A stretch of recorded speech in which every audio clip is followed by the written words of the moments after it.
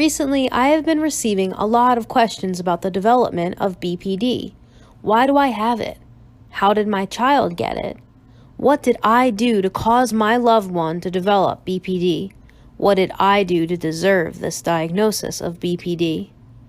I talked briefly in other episodes about the development of BPD, and I want to take the time today to go into more detail about the causes of borderline personality disorder.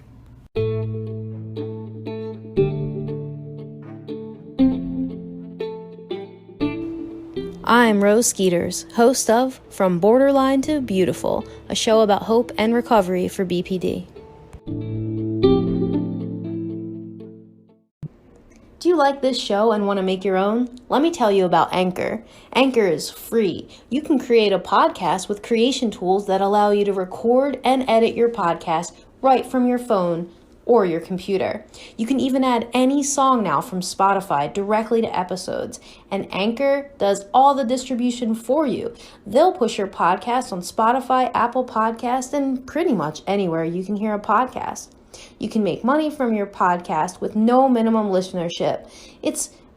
Anchor is everything you need to make a podcast in one place. So download the free Anchor app to get started today at anchor.fm. So today I want to talk about what causes borderline personality disorder. We're going to go a little bit more in depth into this today. So there is research that states that if you have borderline personality disorder, it's likely that you have a biological vulnerability to having this disorder, which means that you can't control it. It was in your DNA, it's in your genes, maybe it's a neurotransmitter issue. They are not exactly clear on that. And that's important to note because, as we dive into this conversation, there isn't going to be a clear truth. There are a lot of things that we just don't know about the human body. We don't know about the brain.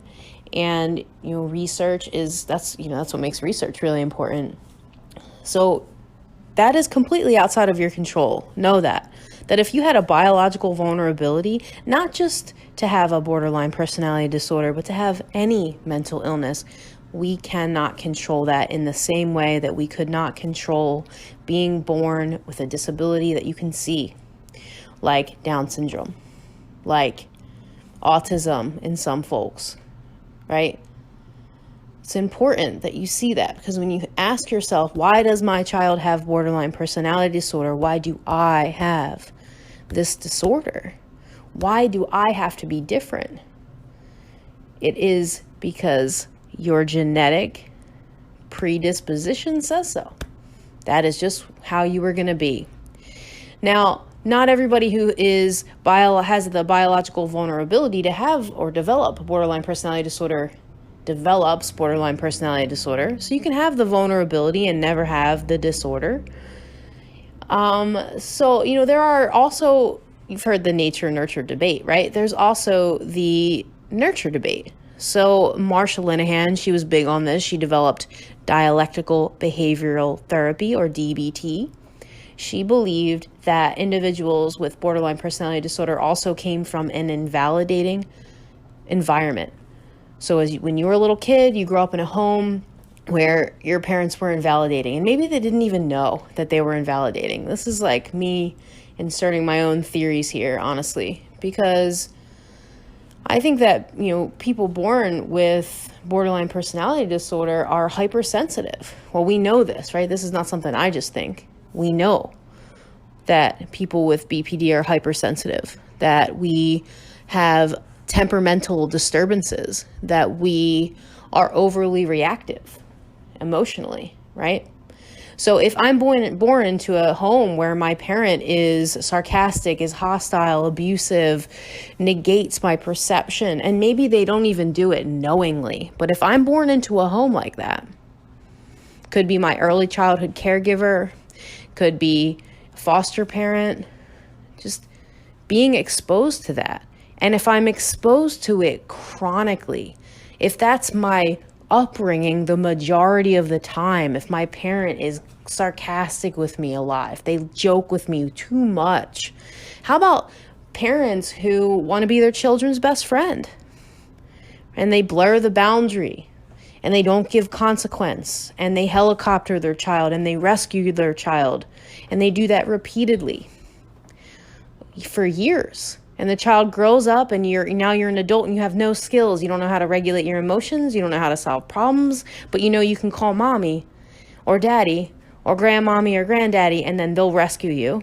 Those are the kinds of environments that we grow up in, with this biological vulnerability or genetic predisposition, and then there's a precipitating event, and that would be this invalidating social environment. And if we have that card in life, then we develop borderline personality disorder. And it's tricky because, if we say, oh, well, it's this invalidating social environment, well, does that mean then that my mother, that my father, that whoever raised me caused this? Oh, I better call them and curse them out. No.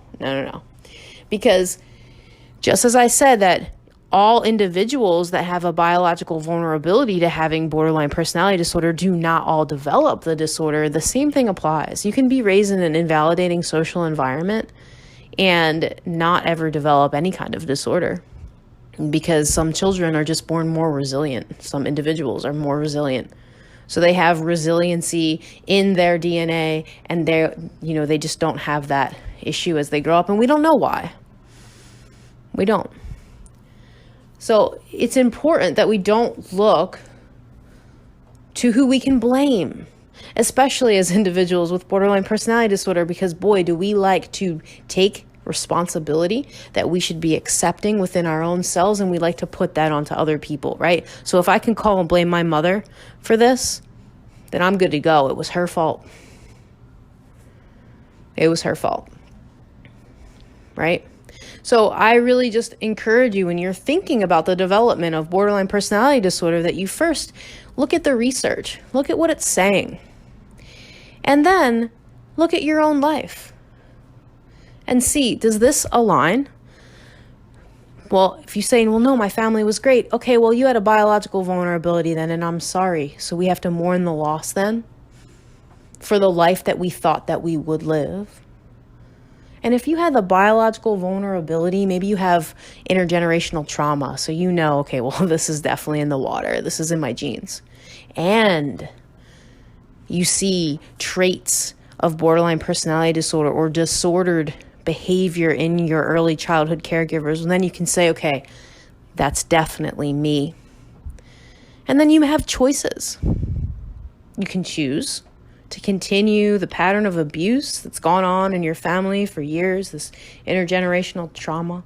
You can choose to say, okay, I'm throwing my hands up in the air. I have a biological vulnerability, Rose, and I had an invalidating social environment, so I'm never going to get better. This is it. This is just the way it's going to be. I'll just keep fighting with my family, and this is my life.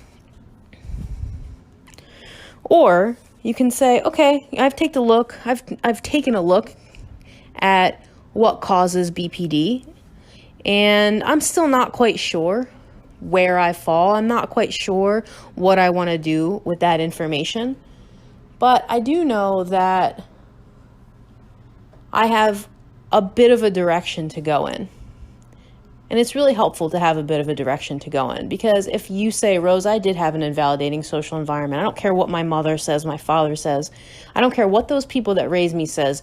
They didn't love me. Well, then you were raised in an invalidating social environment. Why? Well, a minute ago, I said also that researchers are saying that we're hypersensitive and we're overly emotional and we're reactive. So if you're born as a hypersensitive child and you are overly emotionally reactive and you engage in hyperbolic behavior because you have a hyperbolic temperament, and you have a parent that does not know how to parent you because they don't see it. There's not education. There's not a book that says, oh, here's, this is your child. This child doesn't have one of the 3 temperaments that we always talk about, but they have this other temperament over here and it's a bit disturbed. And so if you do X, Y, and Z, you can build resiliency in your child. And here's how you handle a child like that. It doesn't happen. So your parent was probably doing the best they could with what they had. And I'm going to hope that the best they could do wasn't abusing you. But if they were doing the best they could with what they have, which the majority of people that I have met, parents and people who've had parents who have children with BPD, for the majority of those people, they're doing the best they can. And unfortunately, the best they can wasn't good enough for us. And so we do perceive that the behaviors that they engage in as abusive behaviors. Maybe you were at dance class and you were insecure because your mother wanted so badly for you to be the best little dancer that you were scared you were going to fail. And maybe you had to go to the bathroom so bad, but you were so terrified of asking questions because you were scared of the reaction that your mother would give that you would pee your pants. And then maybe your mother got frustrated at you and she had it all on video camera and she showed it to your family and laughed at you, and they all laughed. Right? Okay, that sounds horrible to someone with BPD. This actually happened to me. So that sounds horrible to someone with BPD. But to my brothers, to anyone else who had resiliency, who was not as hypersensitive as I was, they would have laughed at that. But years later, even as I tell this story, it makes me mad. It makes me upset to think that my mother thought it was hilarious that she caught on camera and would tell everyone that I peed my pants at my 5-year-old dance recital at the local community rec center. So for me, I was a hypersensitive child, and incidents like that could be a drop in the bucket benign thing to someone else were traumatic to me in my hyperbolic perception. So then let's take people who have had actual abuse, right? Like sexual trauma. Children who were sexually traumatized, who were sexually abused, These are some of the most disturbing cases, right? I mean, my goodness, to be a child and to know that adults can hurt you in that way. You learn very early on that adults can't keep you safe. They can't protect you. The world is scary, right? So think of that. It's just such an intense environment to be raised in. And let's say you have the biological vulnerability to have a personality disorder. Well, the odds are really high that you'll get it. But just because you've been sexually abused and you have this vulnerability, it doesn't mean that you'll get borderline personality disorder. I mean, look at that story I just told you. That's not being sexually abused. That's my mother poking fun at me for peeing my pants. I was old enough. I should ask to go to the bathroom. That's not sexual abuse, but I developed borderline personality disorder. I have worked with clients who were brutally abused, sexually, emotionally neglected. They didn't develop borderline personality disorder. So I really hope that this helps you see that there isn't a clear-cut path. Everybody wants an answer. There isn't one. There is a mourning the loss, though. I mentioned that a little bit ago. You should definitely mourn the loss of the life that you wanted to have. Absolutely. I have a client. She's amazing. She's in her recovery process now, and she's been working with me for around about 3 months, and she's almost in the clear. She's just at the part where there are nuances of social behavior that she has to figure out. She sent this post, and it said something like, in order to build a new life, you have to mourn the old you. And you do. You are actually, this is the phoenix rising, honestly. That's the logo for Jay and I's business. So we have the phoenix as the logo for Thrive Mind Body, because a phoenix dies and then, rises from the ashes, right? And so this is important that you do that. If you're out there and you have mental illness, if you have borderline personality disorder, mourn the loss of the life that you thought that you were going to have. It's time. Rather than just saying, I have a disorder, woe is me, woe is me. Oh, Rose, you're a victim blamer. It's not my fault. Stop that narrative. Don't do that. It doesn't help you. It doesn't help you. Okay? So you have to really be willing to mourn the loss of the life that you thought that you were going to have. And if you're a parent out there and you're just racking your brain, why does my teenager act like this? Well, look in the mirror and see, is there anything you did that could contribute to it? Knowing what you know about BPD, is your perception vastly different than your child's perception? Were you sarcastic? Were you well-meaning but sarcastic? Okay? So answer those questions. And if you can say, no, I did the best I could, and I was a great parent, I did everything, I was, so great, well, mourn the loss. Just because you didn't have a child with a visible disability, like a Down syndrome child, wonderful. They're amazing people, by the way. People with Down syndrome are some of the most loving, caring people. I just use that as an example because it's a very visible disability. So just because you didn't have a child who has a visible disability doesn't mean your child doesn't have a problem. So rather than racking your brain to find an answer, a cure, all of these things, start looking at perception. If you argue with your child and there's these huge blowout tumultuous arguments, I read somebody on a message group, and they said that whenever their daughter has a tantrum, kids like 16, 17, they call the police. Okay, well, come on. Your child is 16, 17 years old. So if you're calling the police on your child because they're having a tantrum, that problem started way before 16, 17. So you have to think about that. Think about, what can I do? How can I change to help my child? Maybe your child's 30 and you're an adult listening to this. Fine. And maybe your 30-year-old is still throwing tantrums. Okay. So what do?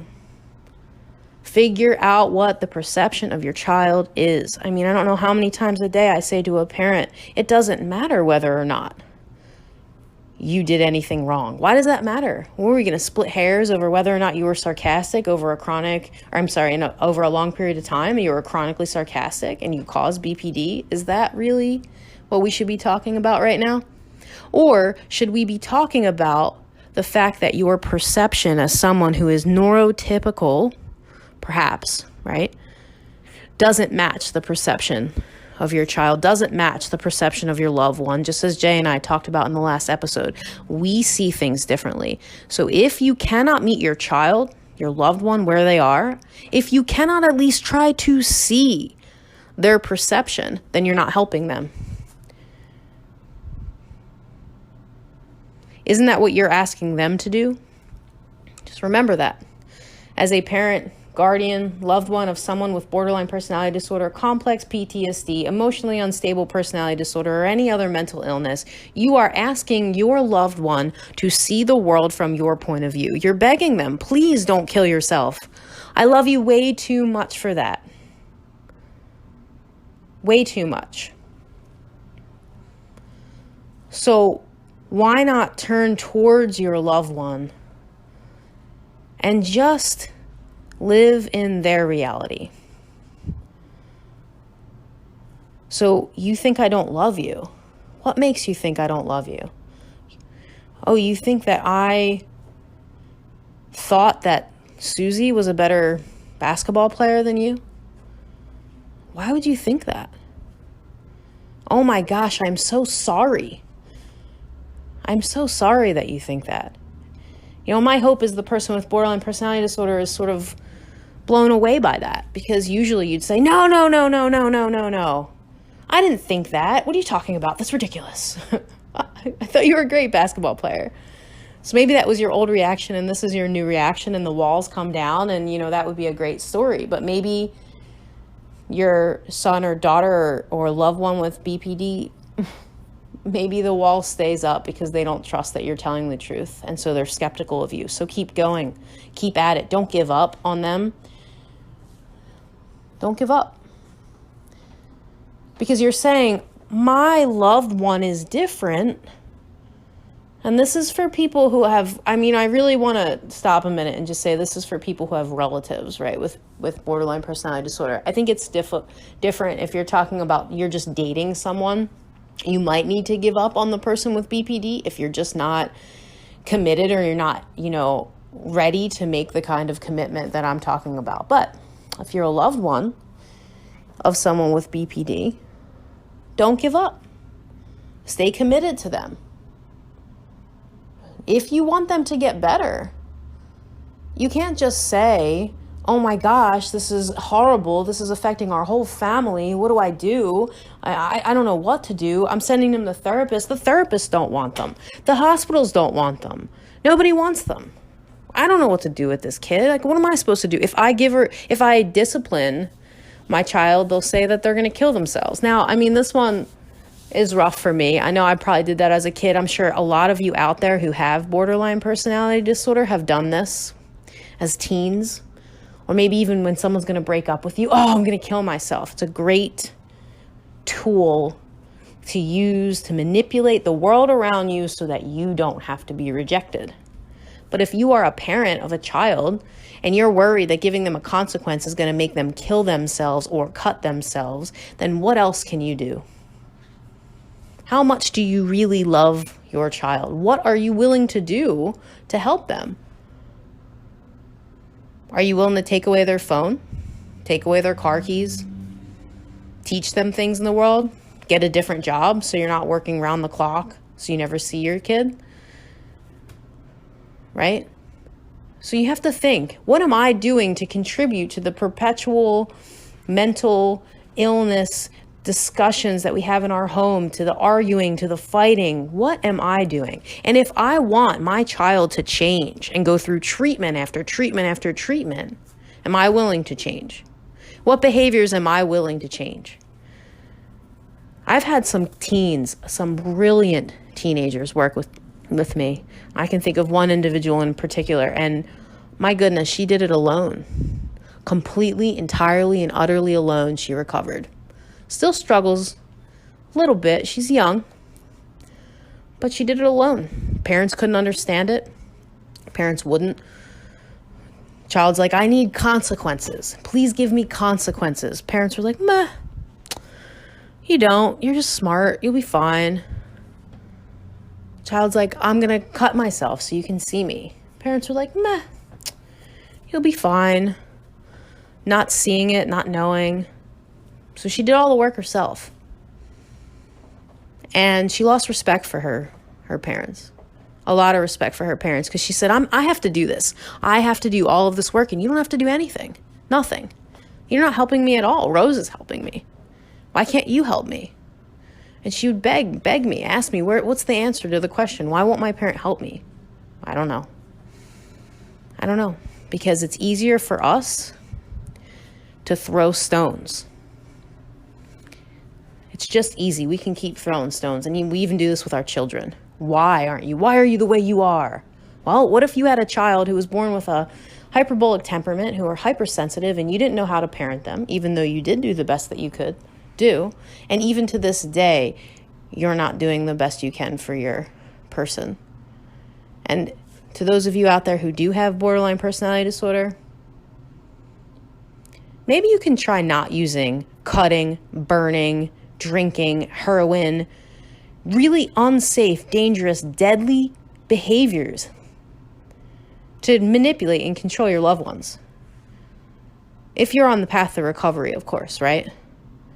Maybe the next time your mom tells you that you should clean your room, you don't say, if you tell me to clean my room, I'm so tired, I can't do it, I'm going to burn myself. Or maybe you just sit in your room and you burn yourself just cause your mom told you to do something.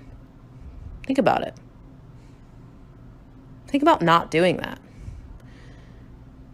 Think about trying to meet everyone, family, loved ones, and individuals with mental illness. We all need to think about meeting other people where they are. Stop throwing stones in your glass house. Don't point fingers. If you're looking for causes, I gave them to you today, but as you can see, research can't tell us everything. We don't know. And, sometimes, a lot of the time, we spend so much time and energy running around a problem in circles, trying to find answers, spinning our wheels, creating more anxiety, creating more stress. When the answer is to go straight through the problem. The only way around your problems is straight through them, folks. Straight through them. So that leads me into the discussion of, okay, we know what causes it. Maybe that's something that had happened for you. So again, what now? And I say this in every episode, moral compass work. Okay, so for the Q&A, I want to talk about something that was brought up in our support group this past Monday night. So if you don't already know this, and this is the first time you're listening to this podcast, I have a Facebook group called From Borderline to Beautiful. It's part of my online mindset coaching and counseling business, Thrive Mind Body, LLC. And we have a free support group that I host every Monday night at 7 p.m. EST. And in that group, we were talking about recovery and how to recover. And of course, I know that the way that I recovered and the tools that I used worked. So I always want to talk about step one, which is the moral compass work. And one of the group members brought up a really great point, and she's like, I listened to it, but of course I have core values. Like, come on, Rose, I want to be respectful and kind and have integrity and self-discipline. I have all those things. I already know what they are.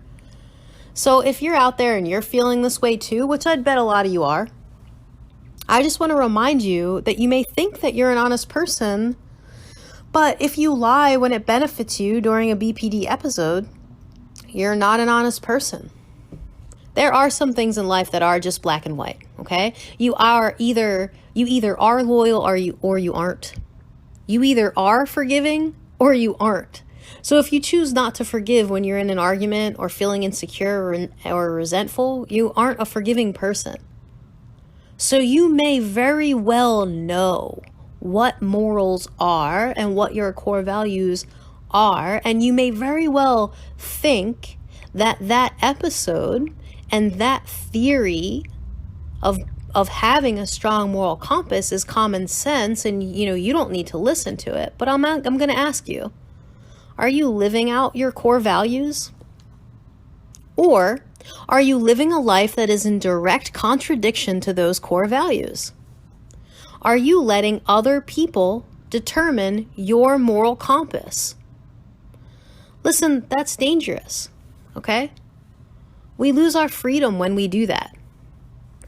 When we seek external validation for nourishment, we'll never be thirsty. We'll never be satisfied. We'll always be thirsty. We'll always be hungry. And when we seek that external validation, even if we think we know that we have core values and we think that we want to be a good person and we think that that's busy work, doing the moral compass work, and we can't really see how that'll help us, that if we practice those skills on a daily basis, and if we define our core values and we figure out what we stand for and we do the identity protocols, you actually take the time to do those things and you write them out. When you are in the middle of a BPD episode, you will be less likely to allow someone else's core values and moral compass to dictate your behaviors and your choices and your decisions. And you'll feel, in turn, less anxious, less overwhelmed, less lost, and less like you have no control. Because the reality is that we lose control over our lives when we allow other people in the midst of an episode to dictate who we are, what our values are, what we should believe in, and what we should see and think and feel. And there's one thing I'll tell you, I know about people with BPD, we like to have control because we can't trust anyone. So if you think that you have a good moral compass, but you still have tantrums, go back and listen to that episode. If you think that it won't work and you have no idea what it is you value and what your goals are, go back and listen to that episode. If you say you want recovery and you say that you like the things that I'm saying, go back and listen to that episode and start there. If you say that you aren't a liar and you aren't a tyrant, and when you get into an episode and you lie because in that moment, it's a little white lie, doesn't matter. It's tiny, Rose, it doesn't matter. I can lie a little bit. Everybody lies. If you choose to lie when it benefits you, well, then you're not an honest person. And by default, in a harsher way, you become a liar. So go back to that episode. The same individual asked me then if there was a way that she could, if I had written a blog post. And I said, go back and listen to the episode. Yes, I did write a blog post. thriveonlinecounseling.com. You can read about the moral compass. It was the last blog post I wrote. But go back and listen to the episode. Like, how committed to you are you to your recovery? Is it really that much of a big deal to go and listen to the episode? I mean, I know the answer to that. I know the answer is yes, because you're in pain and you don't believe that anything will work, and you don't believe of all things that that's going to be the thing that works, because you have an idea in your head that you already are a good person, right? But the reality is that we are not good people when we're in the middle of a BPD episode. And let's take it a step further, because earlier, I talked a lot about friends and family and loved ones of people with BPD. So I'm going to switch gears and talk to you a minute. If you want to know how to help the person that you love with BPD, go and listen to the Moral Compass episode. Because if you don't have core values, if you don't know what you stand for, then you can't model that behavior, especially if you have a teen or a younger child, or even, actually any age child with BPD. How are you going to help them if you don't know what you stand for, if you can't model appropriate behavior? So you're just going to stand there and tell them that they should do moral compass work? Okay. Isn't that hypocritical? Isn't that throwing stones in your glass house? So for all the friends and family out there that are just exasperated and do not know what it is that they can do to help their family member with BPD, go back and listen to step 1. Go back and listen to the Moral Compass episode. Write down your core values. Start to align your behavior with your core values. Go back and then listen to step 2. Go back and listen to step 3. Bring that to the table when you're having a conversation with your loved one. Because maybe there is truth to what I said earlier, that you're part of the problem. And maybe you don't even know you are. But if you want your loved one to recover, I'm telling them, go back and listen to the Moral Compass episode. Put effort into it. Have the discipline. Have the will, the motivation to cultivate the discipline, to listen to the episode, get a pencil and a piece of paper and write down the answers to the questions. And if you don't know, send me an email. Have the discipline to do that. Cultivate it. Cultivate it. And if you're a loved one, do it. Bring it to the table. Ask your loved one to do it. What if they say no? Your teenager says no, she's not doing it. So what? At least you know as a parent that you've done everything you possibly could. You changed for the better, and you can look to your child and you can say, there is a better way. I'm sorry that I did this wrong by you. Even if you don't believe you did in their perspective, in their perception, So apologize. Do the moral compass work. Self-discipline is hard. Self-discipline should be on your moral compass. Self-discipline is the ability to do something hard consistently and not give up until the task is done. Write out your core values that form your moral compass, put them where you can see them, and then be honest with yourself when you choose to ignore them. Just be honest with yourself. When you become uncomfortable, that's when real change can happen.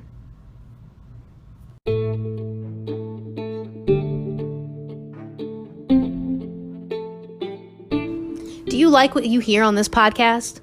After you listen every week, do you just want to jump 2 feet into recovery, but you don't really know where to start, and you've already listened to the Moral Compass episode, but you need more help? I have great news. I have decided to start 2 8-week groups for $29 a person a week at a lower cost than my individual sessions, so that we can go through the treatment together. Both groups will have 10 people in each group. One group will be for people with BPD, CPTSD, EUPD, or any of those diagnoses on the spectrum, and the other group will be for loved ones of the diagnosis. So we'll go through the treatment together. We'll start with 8 weeks and we'll add on from there. I am so excited for this opportunity, and I hope that you reach out to me today to secure your spot. My phone number is 844-984-7483. That's toll free. So give a call, leave a message. You can also shoot me an email at rose@thriveonlinecounseling.com. That'll all be in the show notes. I can't wait to start with you guys.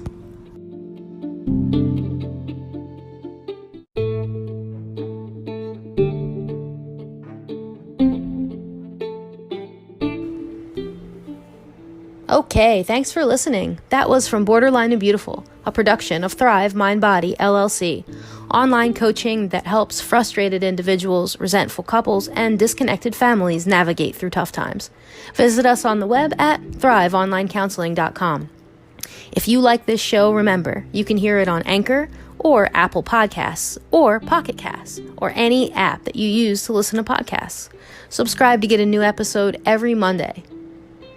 If you want to get in touch, you can leave me a voice message. Some of you had some comments and questions from the last episodes, and I'd love to hear whatever questions you have too. Just download the Anchor mobile app, search for From Borderline to Beautiful, and tap the message button to send me a voice message. We'll have all those links in the show description. Okay, we made it. Thanks again for listening. I'm Rose Skeeters, and I'll be back next week with another episode of From Borderline to Beautiful. Talk to you then.